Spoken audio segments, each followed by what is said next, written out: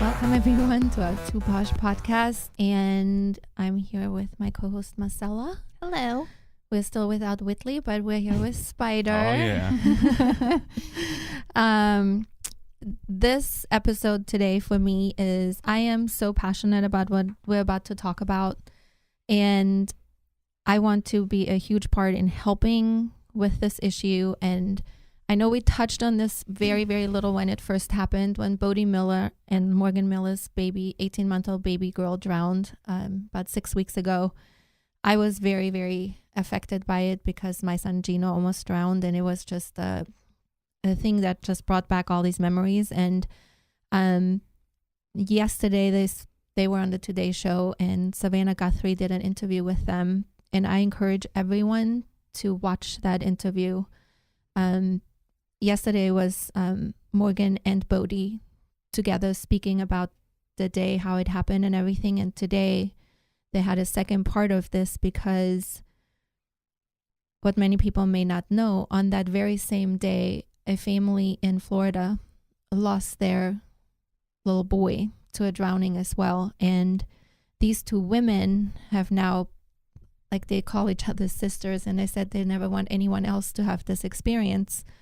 And they are they're saying that the intention of all this is to bring awareness and education to everyone, because Bode Miller and his wife, they're saying they feel an obligation and real responsibility to help educate others.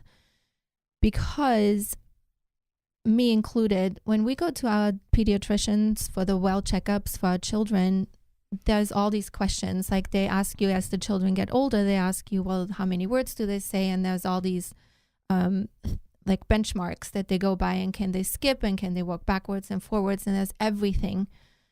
But never, ever, ever does anyone bring to the forefront how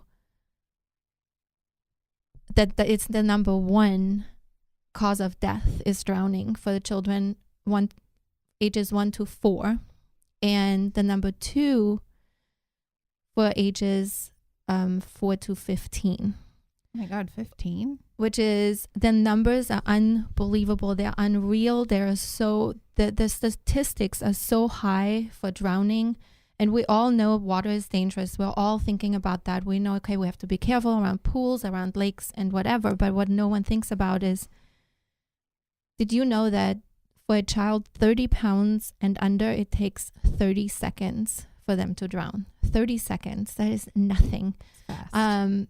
And these things happen very often when you're not in your own environment. So if you're at a party or at someone else's house, or you are, like, when it's non-swimming times, like this woman in Florida, they were on a family vacation, and they were like with a family of 6 families or something.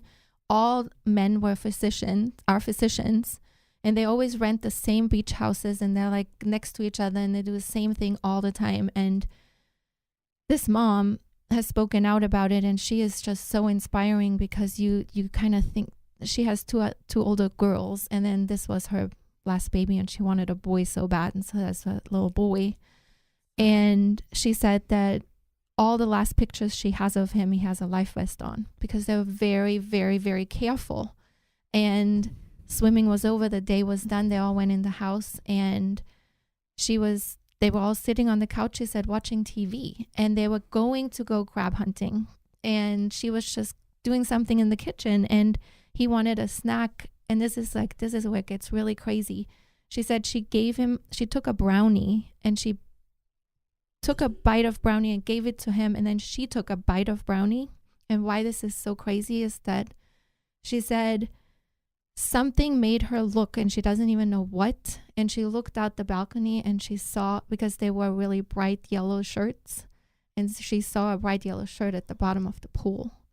And she ran and screamed, and she was still having the brownie in her mouth. This is how fast this happens. One of the guys jumped from the balcony down in the pool to get him out. These doctors had intubation stuff with them. Like, they tried everything, and they couldn't save him. So he drowned in like a minute? Yes, they drowned. It goes so fast. They're saying you're blinking an eye. I encourage you to watch this video with Bode Miller and his wife. They show their house. you can see they took all precautions that you could. They had a fence around their own pool. They had the heavy doors, the self-closing doors. They had all of it. They were very, very, very, very vigilant about pool safety. She is heavily pregnant. She's gonna give birth to her baby in October, and she went to the neighbor's house, and they're like family. She said, this is a normal thing for us. We go there 3 to 4 times a week. So she said that Bode Miller was taking their older daughter to a softball game, and the baby was kissing him goodbye, and it was like fun, whatever. And she went over there with her little girl and the 2 older boys, and she said her little girl was really tired that day because they had gone to Chuck E. Cheese before, and she was sleeping on her. And she said it was so unusual because at 18 months, they never want to be held. So she even said to that mom, she goes, oh my gosh, I get to hold her. I'm not used to this. This is so unusual. And she woke up, and then she said, not 15 feet, like where the other kids were. She would just go back and forth and play. And she said, I was sitting on the couch having a cup of tea, talking. And she said, all of a sudden it was eerily quiet for me. And she said, and I got up, and she said she looked down the hall, and she saw this sliver of light from a door that was open. And she said she had a sinking feeling, and she ran out, and the baby was in the pool.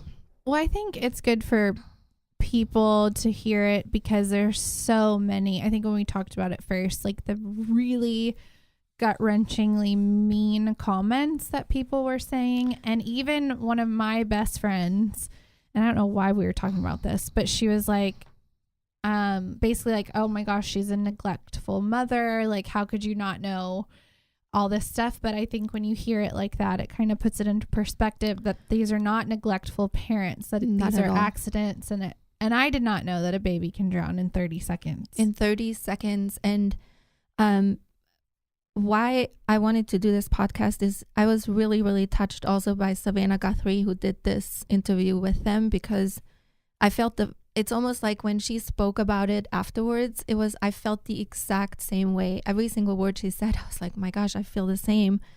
Like, she said that she has changed forever. When you hear them and when you see them, it changes your life, and that they want to be proactive, and everyone needs to want to help with this to get awareness out to the people, and that everyone will take time to listen to this podcast, to listen to their interviews. Both of them, they're very, very, very important to hear. And she said that this is probably one of the most important stories she has ever covered. And she says, take time to hear their important message. I really, truly think and hope that this will save lives. And she said it won't be easy to watch. Their heartbreak is beyond words, but if they are brave enough to say it, we all need to be brave enough to hear it. She said, this conversation has changed me. After she reflected on her interview about how I think we all know that drowning is a concern, but where is the intensity about the conversation? There needs to be more urgency. The other part of this whole thing is that imagine the complex array of emotions that this mom is feeling. She is heavily pregnant, due in October, with all those hormones. She has to try to be happy about having a new baby, being a parent to the other children that she has, and after just tragically losing a toddler. It's like she is so strong to do this. I mean, this is unbelievable. And this lady, Nicole Hughes is her name. I'm going to tell you guys the page that she has created for her son and what she is doing. It's absolutely unbelievable. But Savannah Guthrie said, I want to help you shout out to the world that it takes only 1 minute for a child to drown. And water is like a loaded gun, that we don't see it that way. And then Bode Miller said, it's like a big lion that's eating our children. Like, you have to be aware of it. And they are asking for parent awareness, and they have contacted the American Academy of Pediatrics because they want this to be the number one conversation that every pediatrician has with the children that come to their office. And they have made such a huge movement in such a short time, because it's been 6 weeks since this happened. And the American Academy of Pediatrics has said that they welcome the opportunity to participate with these families on a national drowning prevention project. So they said when kids were dying of SIDS like that, they made a huge change about how you put your children to bed and all that kind of stuff. And it significantly like reduced the number of deaths from SIDS. So they're wanting to do the same thing. They want to come back so many years from now and look at the statistics then, because they really, really feel they can make a difference. So what would be helping that? Like teaching them how to, are you just going to? Well, obviously all of that. Okay. All of that. You obviously want them to learn how to, you can teach tiny babies to float. Right. They're saying do all of those things that you would do anyway. Teach them to swim, do all these precautions, the gates, the self-closing gates, the doors. Be really vigilant about when you are not in your own situation. Like that's what happened to me. Like we went to a party at a friend's house. My mom was here from Austria. Marcella was in the pool with another friend. There were people everywhere, and I was just going inside real quick to help bring something outside. And what happens is I don't remember. Did I say watch him? Did I say to my mom, watch him real quick? I'm sure I did. But you go in, you come, something will happen. Someone like may have asked me a question. I don't know. I was distracted. That's when this happens. But you said your best friend too. My best friend, her son, same thing. She was at a party with, not even a party. It was just a bunch of women out at the pool with their children. They were out at the pool, sitting on the edge of the pool. And her son was at the bottom of the pool, like within a minute. No one saw. Thank God another child saw him. She said she would have never known because she had her back turned a little bit, didn't think anything of it. So I wanted to read this real quick. This mom from Florida wanted this to be known, and I think it is so unbelievably important.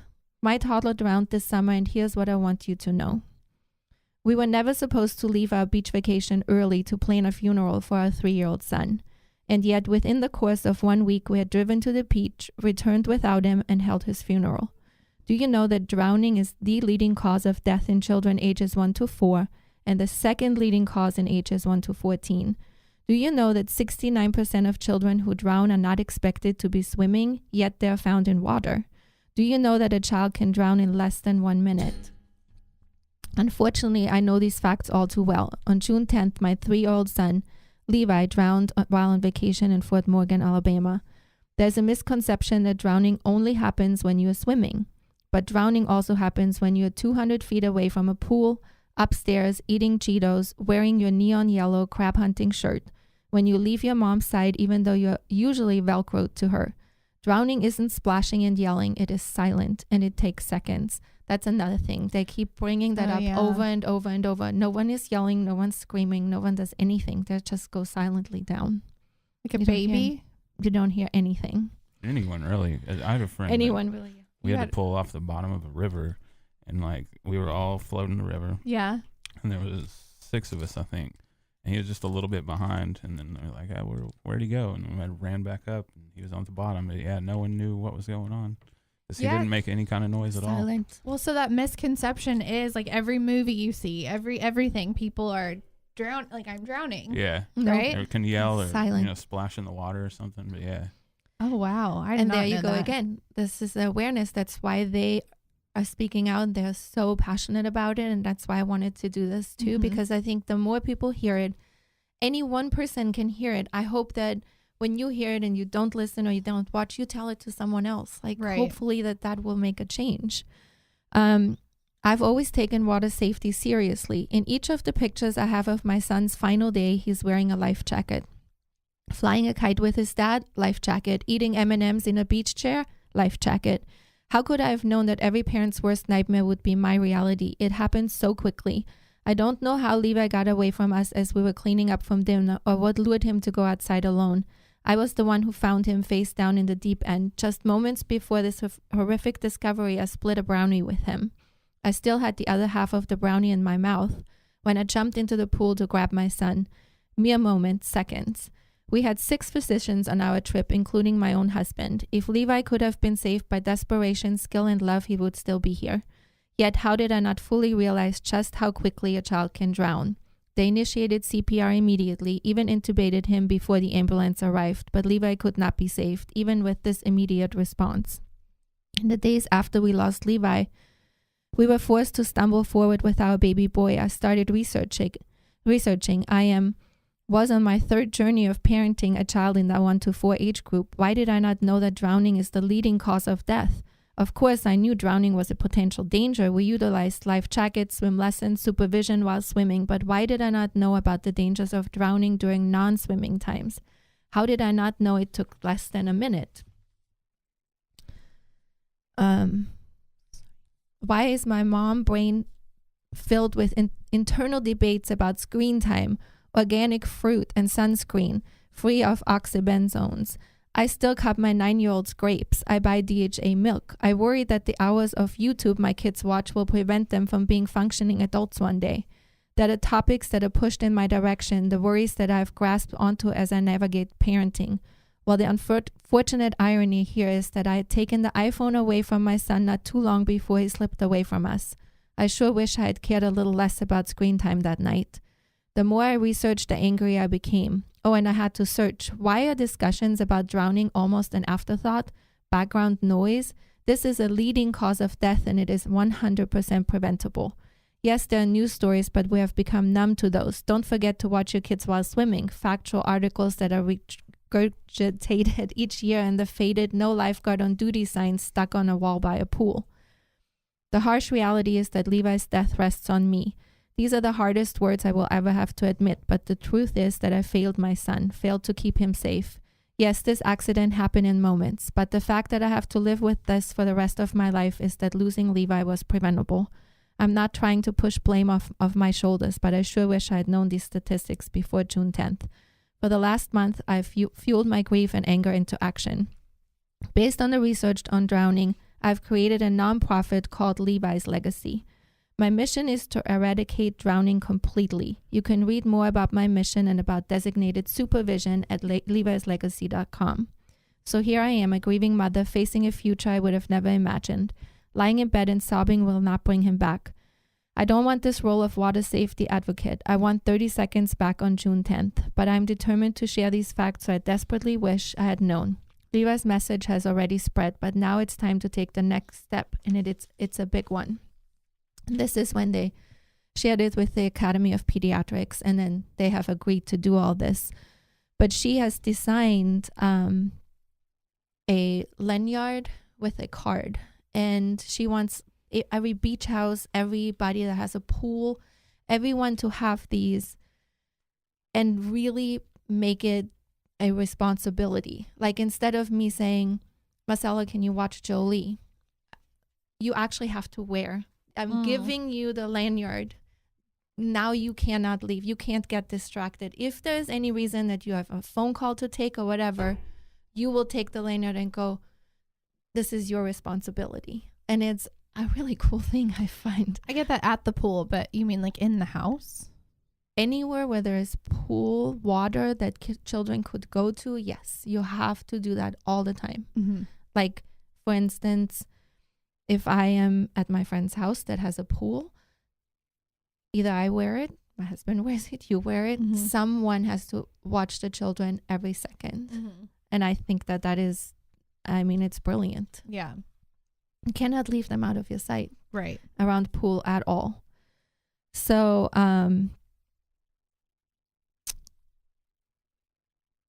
the other thing that is really, really crazy about this is that Bode Miller's 18-month-old daughter, they found a pulse, and she actually lived for 24 hours. And when she didn't make it, the children that drown and live for 24 hours are no longer considered that they died from drowning. So the statistics are not even correct. Like, they would even be higher than they already are. So what is the cause? Like, what is it then? I don't know. Oh. Honestly, I don't know, but it's not considered a drowning death any longer. Oh. Because when they live 24 hours, I don't know if anyone knows that. I don't know. they just said that that is really affecting the statistics, which makes it even worse. So it's called a water guardian tag. That's what she did. So I would encourage everyone to go on that Facebook website and get, I mean, it doesn't cost any, like it costs like $9 or something. It's not very expensive at all. That's so sad. It is very sad. And on that whole note, hand in hand with this, I know my children have made so much fun of me for saying this all the time. However, it's a serious and real thing. There's a thing called dry drowning and secondary drowning. And I know a lot of people don't know, and I didn't know either. But then when I did know, it is really kind of frightening. And the difference between dry drowning and secondary drowning is dry drowning occurs when a child inhales water through the nose or mouth, causing a spasm in the airway and difficulty breathing. Your drowning is called dry because water does not enter the lungs because of spasms of the vocal cords. Death occurs because the vocal cords do not relax, preventing air from entering the lungs. And secondary or delayed drowning happens when a child inhales water into his or her lungs, causing inflammation or swelling. The edema can occur hours or even days after the initial contact with water. Death from delayed drowning is due to swelling of the small air sacs in the lungs, preventing oxygen from entering the bloodstream. So, but how do you know that? That's scary. Well, because, I mean, your children, you're supposed to watch them all the time. And if they, like, sometimes they get way too much water, and it's almost like, I don't even know, they go under so much. I mean, you have to just be aware. And I think that no one is aware enough. It's like, oh, and then they can swim and then we can leave them alone kind of thing. Can adults die from dry? They actually can. Dry drowning? And secondary drowning too. So yes, adults can too. But I think this is like so important about children and for everyone to be aware. And now with the pediatricians getting on board, hopefully this will make a change. But it is, I don't know. I always say I got so lucky. I got very, very, very lucky. Seeing a little baby like floating in the water. It is terrifying, and it's happening way, way, way, way too often. So here, this is what they look like. Oh yeah. The little cards. So these two women, they're gonna, I know that they're gonna do, it's their passion, it's their mission. Bode Miller says if this needs to be talked about. He said he went to all the doctor's appointments. Yeah. No one ever said anything. So that is my passion today. It's good to know. And for everyone to please take this serious. Especially if you have tiny children. Yeah. And a pool. A pool anywhere. Yeah. Of water.